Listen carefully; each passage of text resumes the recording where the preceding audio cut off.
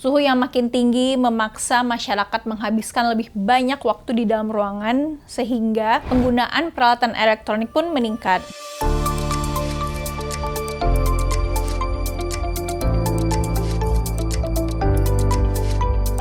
Kalau kita hidup di wilayah metropolitan seperti Jakarta, perubahan cuaca itu benar-benar terasa. Dulu itu kita bisa memprediksi kapan musim hujan dan kemarau terjadi. Namun sekarang tuh hujan deras bisa terjadi musim kemarau, begitu juga sebaliknya. Perubahan ini tuh berkaitan dengan meningkatnya suhu Indonesia dalam kurun 20-30 tahun terakhir. Dan salah satu penyebabnya adalah emisi dari pembakaran energi fosil. Nah, hingga hari ini sekitar 85% energi domestik yang kita gunakan masih berasal dari sumber energi fosil. Mulai dari energi listrik, bahan bakar kendaraan, sampai dengan api untuk memasak. Jadi semakin besar konsumsi energi fosil, semakin besar pula emisi yang dilepaskan ke udara. Nah, emisi ini tidak hanya memperburuk polusi udara, tapi juga mempercepat perubahan iklim.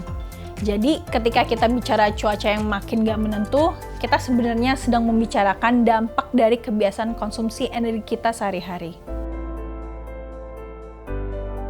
Kalau perubahan iklim tuh secara nyata telah mempengaruhi pola konsumsi energi kita tentu saja, dan khususnya di tingkat rumah tangga. Nah, perubahan pola tersebut membuat konsekuensi ekonomi di tingkat rumah tangga tuh kian terasa. Suhu yang makin tinggi memaksa masyarakat menghabiskan lebih banyak waktu di dalam ruangan, sehingga penggunaan peralatan elektronik pun meningkat. Menurut studi, adanya kenaikan konsumsi listrik rumah tangga hingga 28% yang utamanya dipicu oleh penggunaan AC selama periode suhu ekstrim. Bahkan kepemilikan dan penggunaan perangkat lain seperti komputer pribadi, lemari es, dan mesin cuci juga ikut meningkat sebagai bentuk adaptasi menghadapi perubahan cuaca. Nah, pola konsumsi energi yang berubah ini tentu saja berimplikasi langsung pada kenaikan tagihan listrik rumah tangga. Riset juga menunjukkan bahwa lonjakan konsumsi listrik yang melonjak diiringi dengan peningkatan suhu udara rata-rata. Untuk konteks ekonomi sendiri, kenaikan biaya energi ini dapat mengurangi alokasi anggaran untuk kebutuhan lain, utamanya bagi rumah tangga berpendapatan rendah. Selain membebani ekonomi rumah tangga, peningkatan konsumsi energi rumah tangga juga berdampak pada peningkatan emisi dan polusi udara yang pada akhirnya memperburuk perubahan iklim itu sendiri. Jadi dengan memahami bagaimana sih perubahan iklim mempengaruhi pola penggunaan energi, kita dapat mulai menyesuaikan perilaku untuk beradaptasi terhadap cuaca ekstrim sekaligus menggunakan energi secara lebih efisien agar biaya tetap terkendali dan dampak lingkungan juga dapat ditekan. Jadi menurut PBB, energi bersih atau energi terbarukan adalah energi yang berasal dari sumber alam yang melimpah, tidak habis, dan tersebar luas di berbagai wilayah dunia. Nah, energi bersih sendiri menghasilkan emisi yang sangat rendah atau hampir nol serta tanpa menimbulkan kerusakan lingkungan. Jadi, karena itu energi bersih sama dengan energi terbarukan seperti angin, surya, panas bumi, dan juga biomasa. Berbeda dengan energi bersih, energi fosil yang dekat dengan kita di kehidupan sehari-hari seperti batu bara, minyak bumi, dan gas alam merupakan energi tak terbarukan karena memang jumlahnya terbatas di bumi ini. Serta menurut International Energy Agency, energi fosil juga menjadi penyumbang terbesar emisi gas rumah kaca dan polusi udara di dunia. Nah, energi bersih ini tentu saja memiliki banyak manfaat. Pertama, mengurangi emisi yang memperburuk perubahan iklim dan polusi. Kedua, lebih hemat biaya dalam jangka panjang. Misalnya, kalau kita pakai solar panel gitu dapat menurunkan tagihan listrik secara berkala. Dan yang ketiga, energi bersih juga menciptakan lapangan kerja baru dalam pengembangan teknologi terbarukan.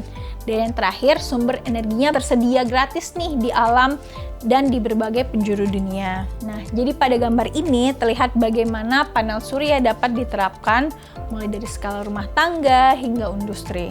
Hal ini menunjukkan bahwa energi bersih bukan sesuatu yang jauh, tapi kita bisa memulainya dari lingkungan terdekat kita sendiri.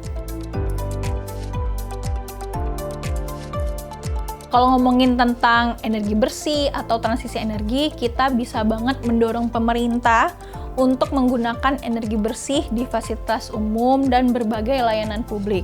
Nah, di sisi lain juga sebagai individu kita dapat mendukung penggunaan energi bersih mulai dari langkah kecil gitu, namun tetap berdampak besar jika dilakukan bersama-sama.